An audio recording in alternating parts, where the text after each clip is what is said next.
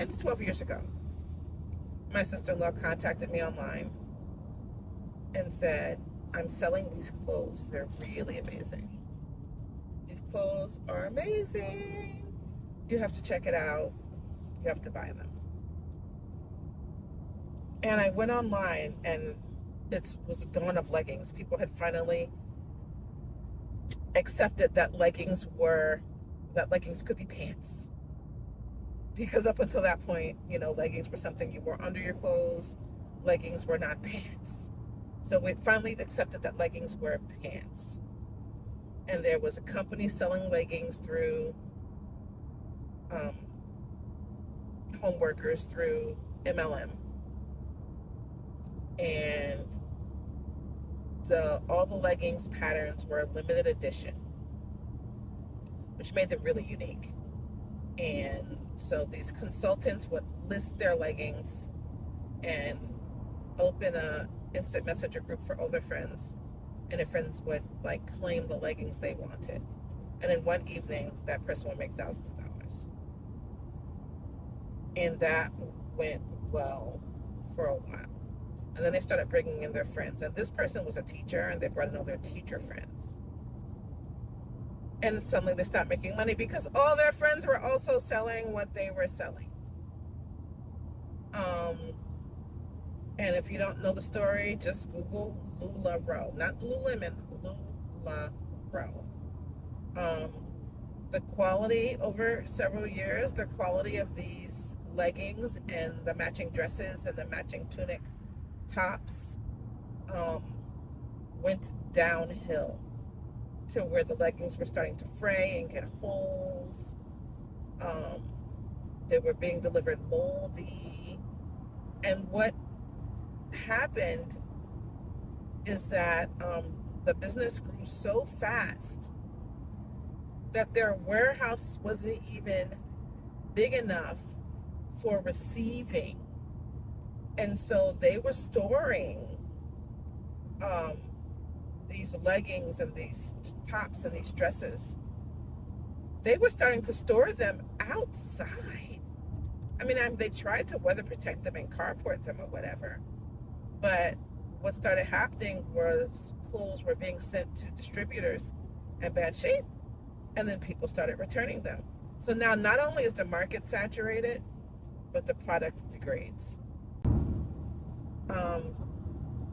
I've made some videos about the proliferation of new homeschool programs and of the microschool programs that are opening up. And I'm trying real hard to see the good in there being a microschool on every cul-de-sac. But what I'm starting to hear is that there are so many new homeschool schools out there that people are starting to think it's just a giant scam. Which is funny because I did a video, my last video was calling it like a Ponzi scheme or like a LuLaRoe or a Tupperware of education, where somebody with a bunch of money decides to monetize homeschooling and gathers all these educators, experienced moms, and public school teachers and tells them that you too can run your own school. Let me help you get started. And I'm speaking to people, and they're telling me that there are so many homeschool programs out there that now they don't trust anyone at all. What I have going for me is that I've been in existence for 7 years, and that I have over 20 years homeschooling experience. Between me and my business partner, we have 30 years homeschool experience, probably more than that, right? And so people who want to homeschool and want classes for their homeschooler outside of the home are really, really, really confused right now. I don't know how this is going to shake out. Meanwhile, I have to do what I can do, right? Um, Based on my trajectory year over year, I was kind of expecting to hit 30 kids this year because I keep it as small as possible. My allowance for people in the building is only 37. So I'd like to make sure that there's room for teachers and for a parent to come through. So I was expecting 30 this year. I think I'm at 14.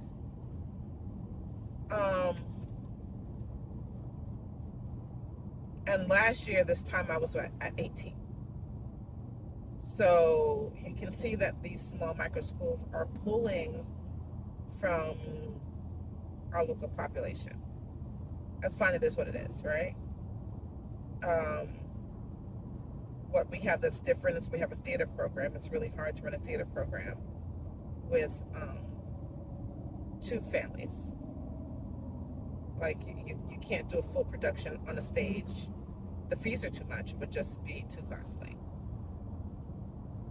Although I could figure some things out. I teach kids to do one-man shows like crazy, right? But to get that on a stage, to get it staged and to have an audience with that small of a cast is impossible. So that's something that I can do in my sleep that is going to make people choose me. But like I said, with the amount of kids I have, only, I don't know, right at this moment, and it'll probably be more because people are still sitting on the fence. But at this moment, I only have 4 cemented for academic classes. The rest is all arts.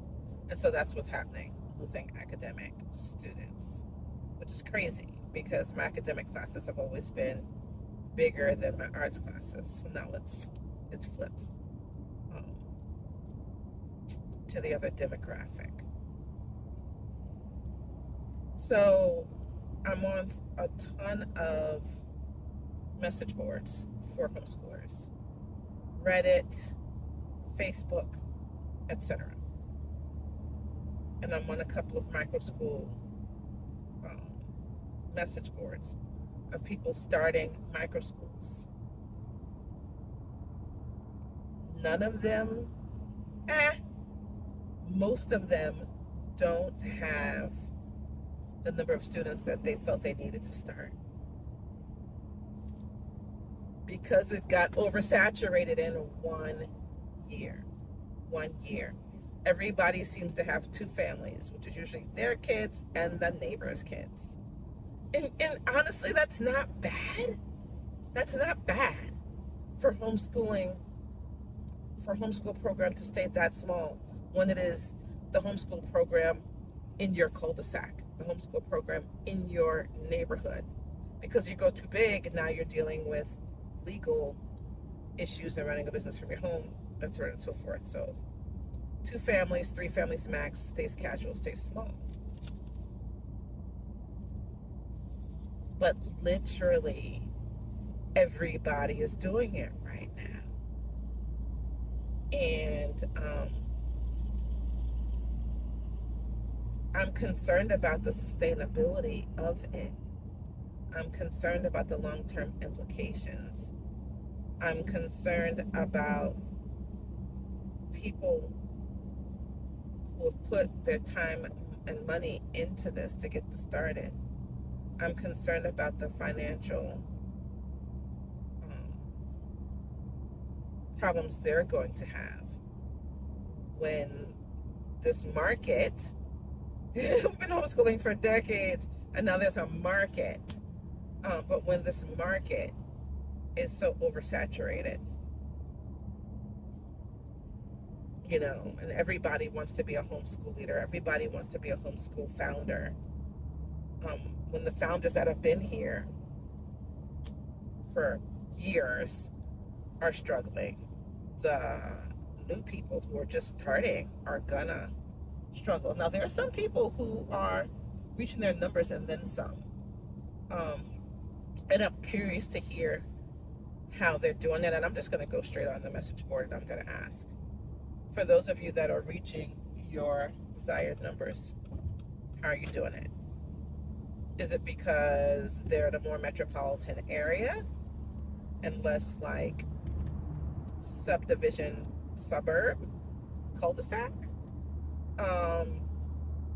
Is it because they're partnered with a church because that will help you grow quickly? What is it that is making the people who are doing well grow quickly? I'm in a pretty busy area,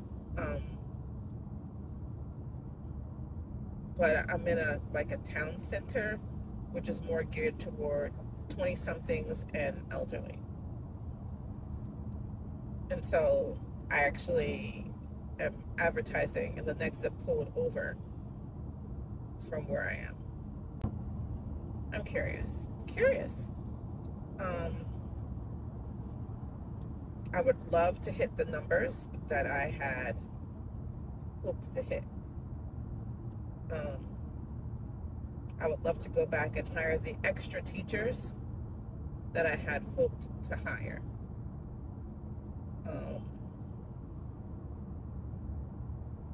But I'm pragmatic, and I know that I can have a good year, really good year,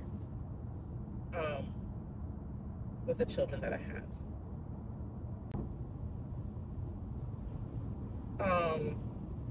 I don't have a problem with the fact that teachers and stay-at-home moms are becoming the neighborhood teachers.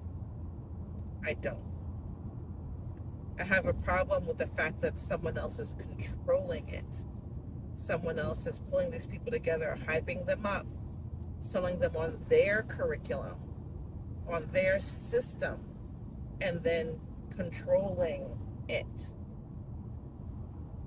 I don't know how time-tested this stuff is. A lot of it is AI-generated academics, right? I'm over here teaching core. I'm teaching through conversations and things like that. And I feel like not only are these wannabe homeschool founders gonna be hurt with a dearth of students because it's grown so fast, and homeschooling hasn't expanded as fast as this is growing. Now, if schools closed, everybody would be good, but schools aren't going to close, right? So homeschooling hasn't grown at the rate that these programs have expanded, and that there are big wigs controlling all these little schools and controlling their curriculum or controlling their software in some way. I worry about the quality of the product. I love to hear what you think. Am I crazy? Maybe I am. Maybe I'm not. But at the end of all this, my plan is to still be here, teaching history with language arts integration, making science and math as interesting as humanly possible, and teaching the fine arts and theater. Till next time.